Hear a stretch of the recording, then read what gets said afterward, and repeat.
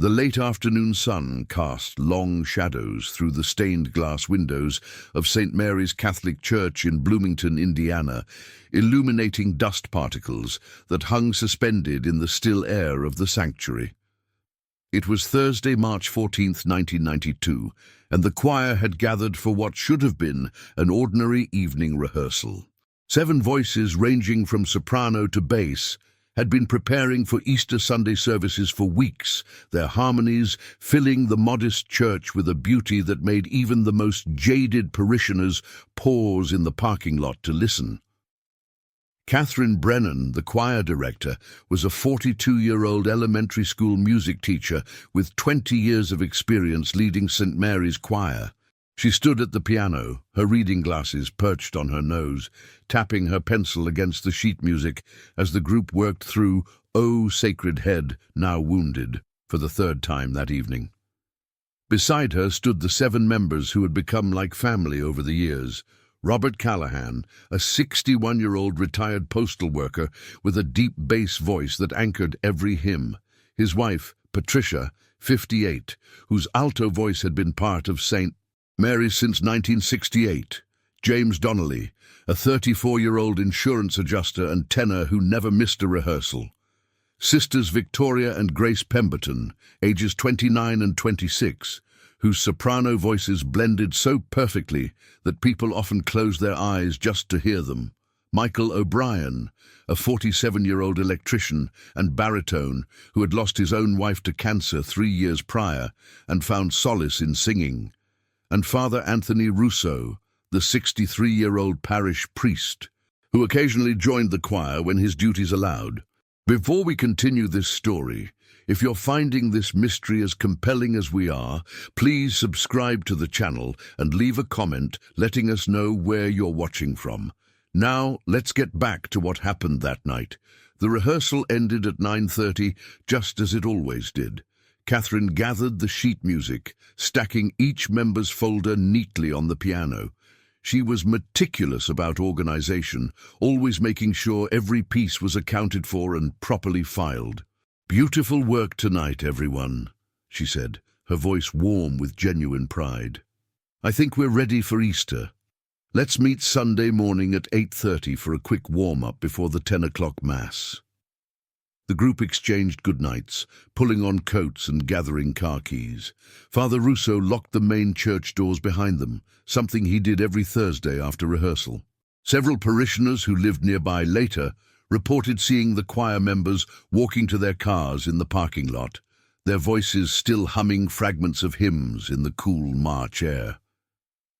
By midnight, all 8 members of St. Mary's choir had vanished without a trace. Catherine Brennan never arrived home to her husband and 2 teenage daughters. Robert and Patricia Callahan's house remained dark, their dog barking frantically in the backyard until a neighbor finally called the police at 2 in the morning. James Donnelly missed an important client meeting the next day, something his colleagues said was completely unlike him. The Pemberton sisters' roommate reported them missing when they didn't return to their apartment. Michael O'Brien's brother, who was supposed to meet him for breakfast Friday morning, found his house empty and his work truck still parked in the driveway. Father Russo's absence was discovered when the housekeeper arrived Friday morning to prepare his breakfast and found his bed unslept in and his vestments still hanging in the sacristy. The Bloomington Police Department launched an immediate investigation. Detective Raymond Foster, a 20-year veteran of the force, took the lead on what quickly became the most baffling case of his career. 8 people, ranging in age from 26 to 63, had disappeared simultaneously from a church parking lot in a quiet residential neighborhood. Their cars remained in the lot, keys still in some of the ignitions, purses and wallets left on seats. Catherine's meticulously organized sheet music sat on the piano, exactly as she'd left it. There were no signs of struggle, no witnesses to anything unusual, no ransom demands, no bodies. It was as if they had simply evaporated into the Indiana night. Detective Foster interviewed everyone who lived within a 3-block radius of St. Mary's. Margaret Sutherland, an elderly woman who lived directly across the street from the church, told him she'd been watching television with her window open that night. "I heard them singing," she said, her hands trembling as she poured tea. "Such beautiful voices. I always loved Thursday nights because of their rehearsals. Around 9:30, I heard car doors closing, normal goodnight sounds, then nothing unusual at all. I went to bed around 10:15, and everything seemed perfectly normal." Her account was corroborated by 3 other neighbors, all of whom reported hearing nothing out of the ordinary. The case consumed the community. St. Mary's Parish, a tight-knit congregation of about 300 families, was devastated. Sunday masses became prayer vigils. The local newspaper, the Herald Times, ran front-page stories for weeks. 8 vanish after church rehearsal, read one headline. No clues in choir disappearance, read another. Catherine's husband, David Brennan, a professor at Indiana University, appeared on local television, his face drawn and grey, begging for information.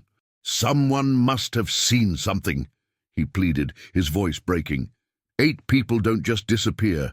Please, if you know anything at all, come forward." The Callahan children, both in their 30s with families of their own, organized search parties that combed through the woods surrounding Bloomington. Hundreds of volunteers showed up, walking shoulder to shoulder through dense forest, checking abandoned buildings, dragging ponds. They found nothing. Detective Foster pursued every possible theory. Had the choir members been abducted by someone they knew? Had they witnessed something they shouldn't have? Was this connected to organized crime, though Bloomington had virtually no history of such activity? Could they have staged their own disappearances, though that seemed impossible given their ages, families, and deep roots in the community? The FBI was called in after the first week, bringing resources and expertise in missing persons cases. Special Agent Linda Torres led the federal investigation, running background checks on all 8 victims, interviewing hundreds of people, examining financial records, phone records, anything that might provide a clue. Every lead evaporated into nothing.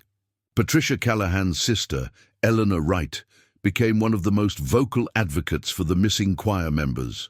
A retired school teacher living in Indianapolis, she drove to Bloomington every weekend for months, putting up flyers, talking to reporters, pressuring police to do more.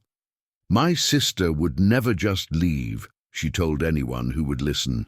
She and Robert were planning their 40th wedding anniversary party. They had grandchildren. They had a life here. Something terrible happened to them, and someone knows what it is. She hired a private investigator, a former police detective named Harold Vance, who spent 6 months following up leads that went nowhere. He interviewed people who claimed to have seen the choir members in other states, all of which turned out to be cases of mistaken identity. He investigated rumors of cult activity in the area, finding nothing substantial. The case went cold, filing cabinets filled with dead ends. Years passed, then decades. The families never stopped searching, never stopped hoping, but the world moved on. St. Mary's Church installed a memorial plaque in the sanctuary in 1997, listing all 8 names with the inscription, "Forever in our hearts, forever in our prayers." David Brennan died in 2003, having never learned what happened to his wife. The Callahan children held a memorial service in 2002, 10 years after the disappearance, acknowledging that their parents were likely gone forever, while still clinging to the impossible hope that they might return. Father Russo's position at St. Mary's was filled by Father Michael Brennan, no relation to Catherine, a young priest who had heard about the disappearance and felt called to serve the grieving parish. Detective Foster retired in 2008, the unsolved case haunting him until he suffered a fatal heart attack in 2015. The missing choir members became local legend, whispered about in hushed tones, a mystery that defined Bloomington's darkest hour. The file sat untouched in the police department's cold case archives, 3 large boxes filled with reports, witness statements, theories that led nowhere. New detectives would occasionally pull it out, hoping fresh eyes might see something others had missed, but the case remained as impenetrable as ever. The church parking lot was repaved in 2005. The stained glass windows were restored in 2010. Life continued at St. Mary's, but the ghost of that March night lingered in every corner, every pew, every note sung by subsequent choirs who could never quite fill the silence left behind. Then, on October 2nd, 2025, 33 years after the disappearance, a discovery at a Goodwill store in Fort Wayne, Indiana, 2 hours north of Bloomington, brought the cold case roaring back to life. Jennifer Walsh, the store's donations coordinator, was a diligent 31-year-old who had worked at Goodwill for 7 years. She took pride in properly cataloguing items, especially unusual donations that might have historical or monetary value. That Tuesday afternoon, she was sorting through several boxes dropped off earlier that day in the after-hours donation bin. Most of it was typical: clothing, kitchen items, books. But one medium-sized cardboard box, water-stained and falling apart at the corners, contained something that made her pause. Inside were sheet music folders, old and yellowed with age, the kind with vinyl covers and metal clasps that hadn't been manufactured in decades. Jennifer opened the first folder and saw handwritten names inside: Catherine Brennan, Director. Her heart skipped. She opened another: Robert Callahan, Bass. Then another: Patricia Callahan, Alto. She pulled out all 8 folders, her hands beginning to shake as she read each name: James Donnelly, Victoria Pemberton, Grace Pemberton, Michael O'Brien, Father Anthony Russo. Each folder contained hymn sheets with pencil markings, tempo notes, and date stamps. The most recent date on any of the sheets was March 12, 1992. Jennifer immediately called her manager, Stephen Bartlett, who looked at the folders with growing concern. "These names," he said quietly. "I know these names." He pulled out his phone and searched Bloomington Choir Disappearance 1992. The screen filled with articles, old newspaper clippings scanned and digitized, forum posts from true crime enthusiasts, a Wikipedia page dedicated to the unsolved case. The faces of the 8 missing choir members stared back at them from 33-year-old photographs. "We need to call the police right now," Stephen said. The Fort Wayne Police Department responded within the hour, treating the discovery as potential evidence in an active missing persons case. Detective Maria Gonzalez, who specialized in cold cases, drove from the station with 2 evidence technicians. They photographed the folders, documented the condition of the box, and began the process of trying to trace where it had come from. Goodwill stores, like most thrift shops, rarely keep detailed records of who drops off donations in their after-hours bins. The security camera footage from the donation area was reviewed, but the camera angle didn't capture license plates clearly, and the timestamp showed that multiple vehicles had used the bin over the previous 24 hours. Detective Gonzalez contacted the Bloomington Police Department immediately. The case was still officially open, though it hadn't had any active leads in over a decade. Detective James Morrison, who had inherited the case files when he joined the cold case unit 5 years earlier, had read through every page multiple times, memorizing details, searching for patterns others might have missed. When he received the call about the hymn sheets, he felt a jolt of electricity run through him. "I'll be there in 2 hours," he told Gonzalez. He loaded the 3 boxes of original case files into his car and made the drive to Fort Wayne, his mind racing with possibilities.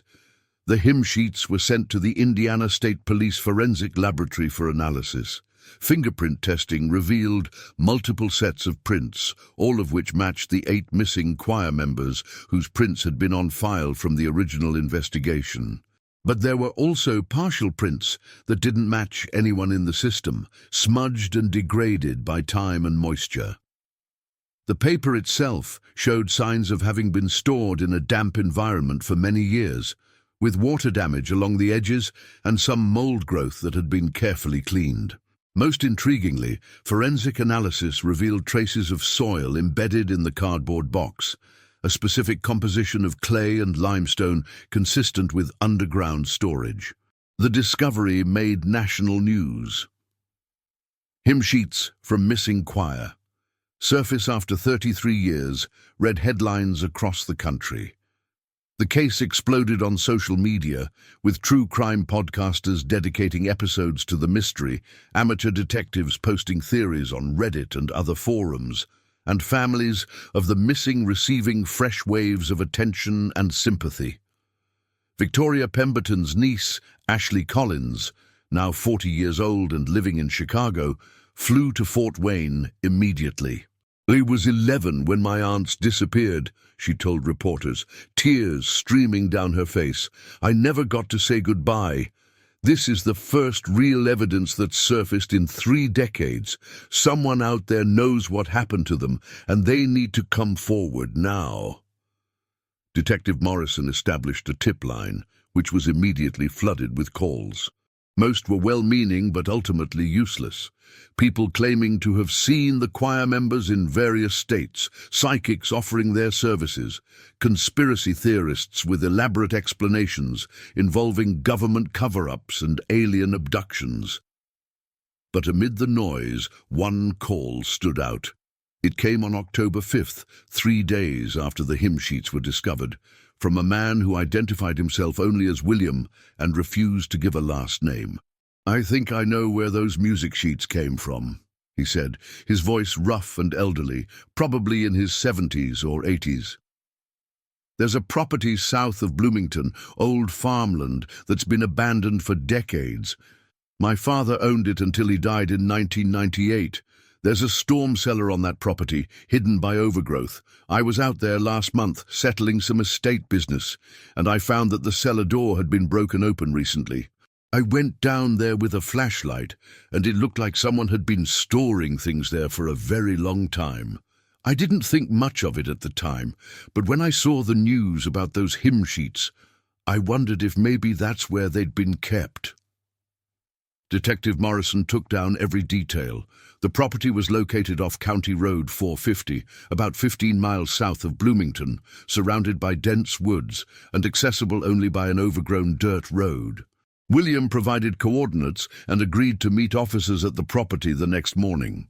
When Morrison and his team arrived at dawn on October 6th, they found exactly what William had described: 70 acres of abandoned farmland.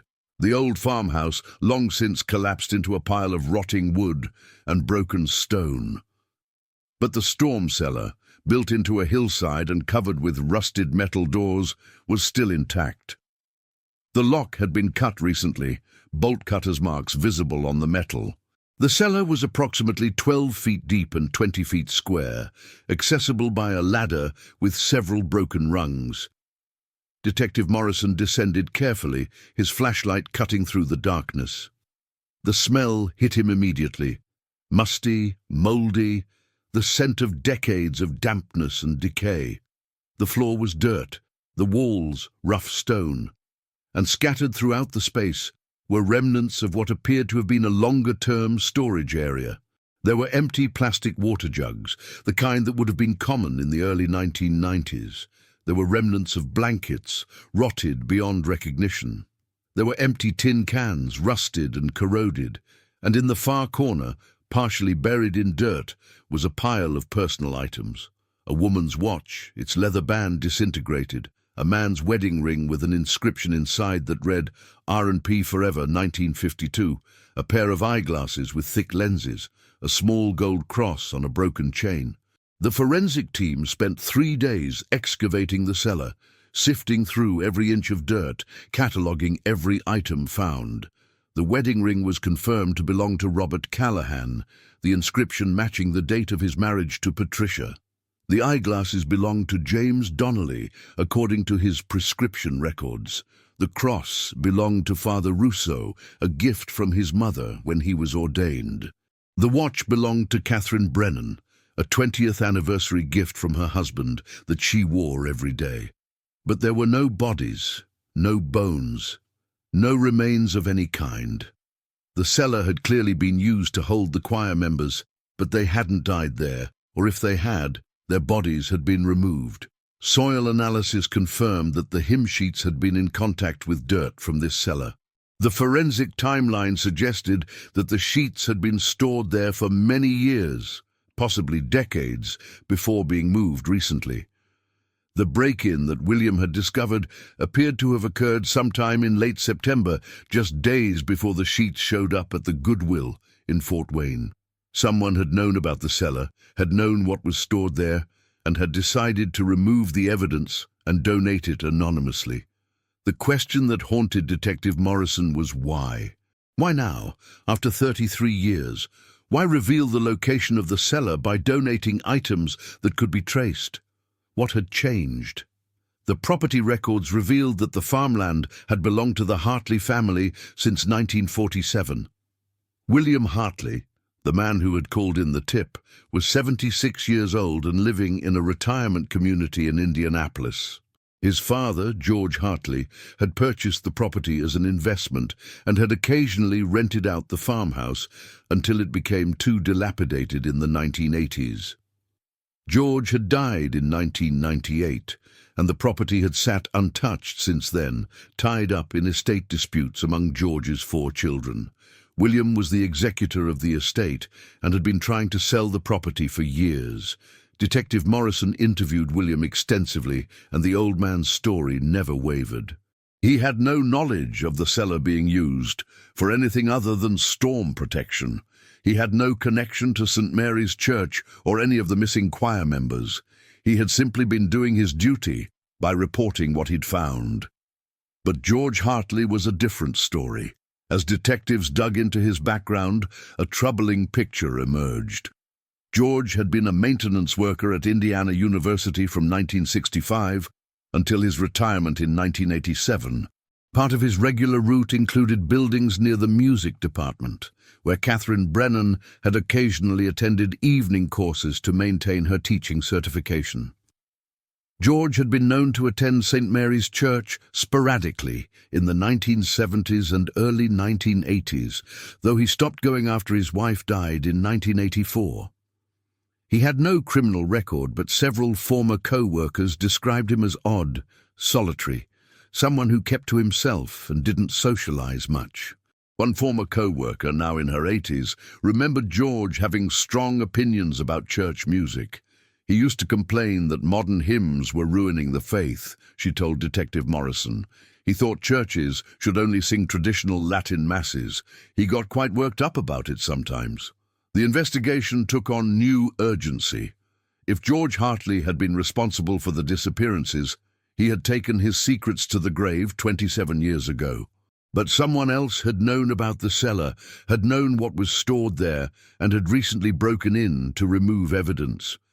Detective Morrison focused on George's family. William had 3 siblings: Margaret Hartley Gibson, 73, living in Cleveland; Thomas Hartley, 70, living in Louisville; and Rebecca Hartley Foster, 68, living in Bloomington. Rebecca, living in Bloomington, the same town where the choir had disappeared, the same town where she would have been 35 years old in 1992. Detective Morrison and Detective Gonzalez drove to Bloomington on October 8th to interview Rebecca Hartley Foster. She lived in a modest ranch house on the east side of town, surrounded by well-maintained gardens. She answered the door with a calm expression, as if she'd been expecting them. "You're here about the hymn sheets," she said simply. "Come in." They sat in her living room, surrounded by family photographs and religious icons. Rebecca was a small woman with grey hair pulled back in a bun, wearing a simple dress and a gold cross around her neck.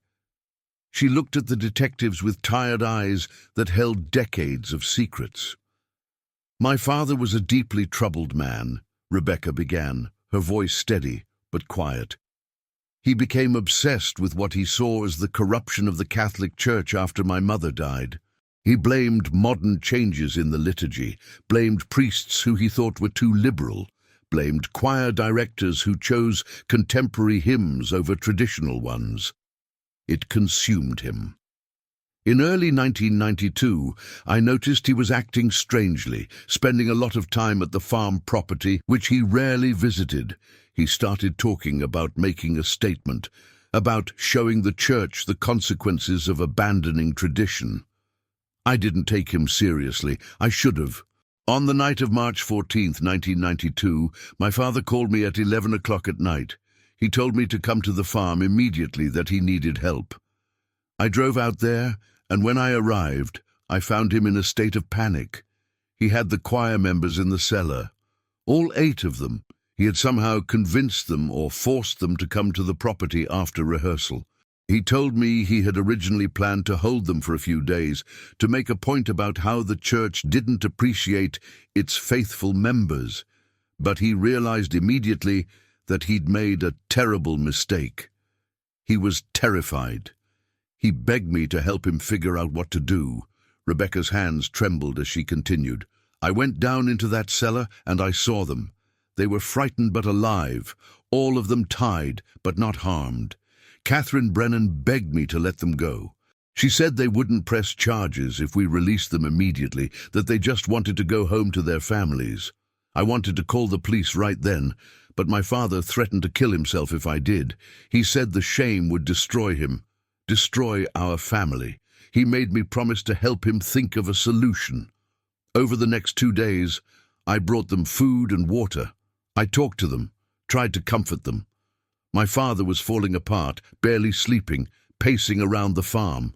And then, on March 16th, everything fell apart. Father Russo had a heart condition that we didn't know about. The stress, the conditions in the cellar, it was too much. He died that afternoon. When my father realized what had happened, he panicked completely. He said that now he would be charged with murder, that his life was over.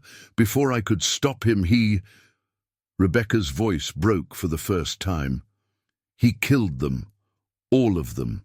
He used carbon monoxide from his truck, running a hose into the cellar. He said it would be peaceful, that they wouldn't suffer. I tried to stop him, but I was too late.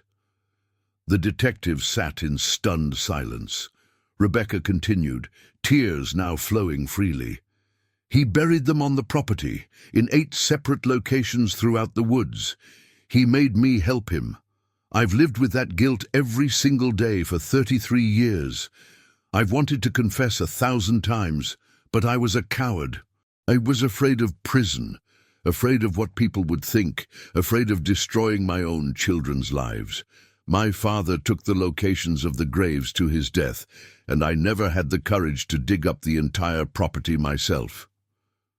Last month, I was diagnosed with stage 4 pancreatic cancer. The doctors gave me 3 to 6 months. I knew I couldn't die without telling the truth, without giving those families closure. But I'm still a coward. I couldn't face them directly, couldn't walk into a police station and confess. So I broke into the cellar, took the hymn sheets that my father had kept as some kind of sick memento, and donated them to a Goodwill far enough away that it wouldn't be immediately connected to me. I knew eventually someone would figure it out. I knew you'd find the cellar, and I knew that when you did, you'd come looking for answers. So here I am. Arrest me. I've been in prison for 33 years anyway. Detective Morrison recorded every word of Rebecca's confession. She was arrested that afternoon and charged as an accessory after the fact to multiple counts of kidnapping and murder. The case dominated headlines once again. Sister of deceased suspect confesses to role in 1992 choir disappearance. Rebecca provided detailed descriptions of where she believed the burial sites were located, though her memory after 33 years was imperfect. A massive excavation operation began on the Hartley property, involving cadaver dogs, ground-penetrating radar, and teams of forensic anthropologists. The search took 3 weeks, but eventually all 8 sets of remains were recovered from shallow graves scattered throughout the 70-acre property. The families finally had closure. Catherine Brennan's daughters, now in their 40s, held a funeral service that drew hundreds of people. "Our mother was a woman of faith and music," the eldest daughter said in her eulogy. "She spent her life bringing beauty into the world, and her death was a senseless tragedy. But knowing the truth, knowing that she didn't suffer long, knowing that we can finally lay her to rest with dignity, that brings us peace." Robert and Patricia Callahan were buried side by side in the plot they had purchased years before their disappearance, their children and grandchildren surrounding the graves. James Donnelly's elderly mother, 91 years old and in failing health, was brought to the cemetery in a wheelchair to say goodbye to the son she'd never stopped mourning. The Pemberton sisters were laid to rest in a joint ceremony, their voices finally silenced, but their memory preserved in the hearts of all who had known them. Michael O'Brien was buried next to his first wife, reunited with the love he had lost to cancer. Father Russo was given a full Catholic funeral mass, presided over by the bishop, his decades of service to the church honored and remembered. Rebecca Hartley Foster's trial was brief. She pleaded guilty to all charges, refusing to mount any defense. At her sentencing hearing, she addressed the families directly. "I can never undo what I did," she said, her voice barely above a whisper. "I can never give you back the 33 years of not knowing, the birthdays and holidays and ordinary moments you missed with your loved ones. I was weak, and my weakness caused you unimaginable pain. I don't ask for forgiveness because I don't deserve it. I only ask that you believe me when I say that not a single day passed that I didn't think of them, didn't see their faces, didn't hear their voices begging to go home. I hope that knowing the truth brings you some measure of peace." The judge sentenced her to 20 years in prison. Though given her terminal cancer diagnosis, everyone in the courtroom knew she would never serve more than a few months of that sentence. She died in the prison medical unit on January 3, 2026, 87 days after her confession. St. Mary's Church held a memorial service on Easter Sunday 2026, 34 years after the choir's disappearance. The current choir sang, "O Sacred Head, Now Wounded," the hymn that the missing members had been rehearsing that last night.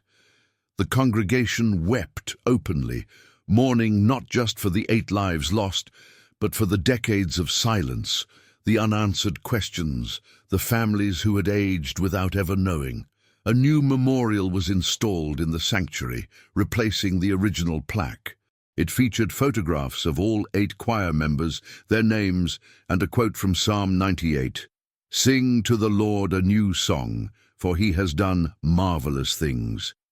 The old hymn sheets, returned by the forensic laboratory after all evidence processing was complete, were placed in a protective display case in the church narthex, a tangible connection to the voices that had been silenced too soon.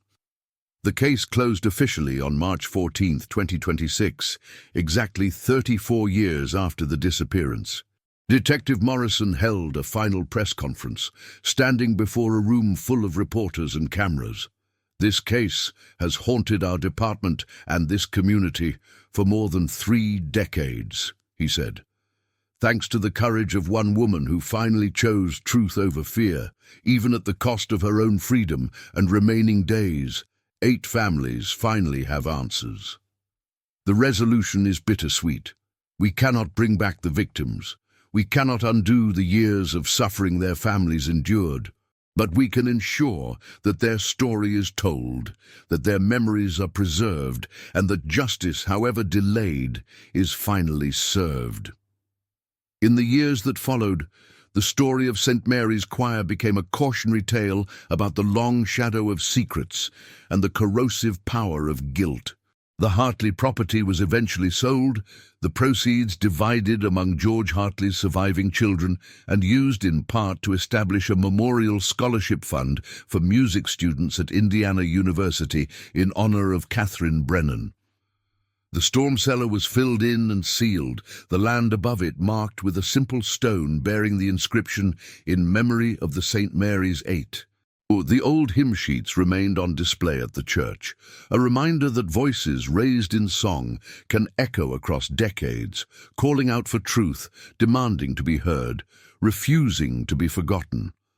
And every Thursday evening, when the currents and sea, Mary's choir gathers for rehearsal.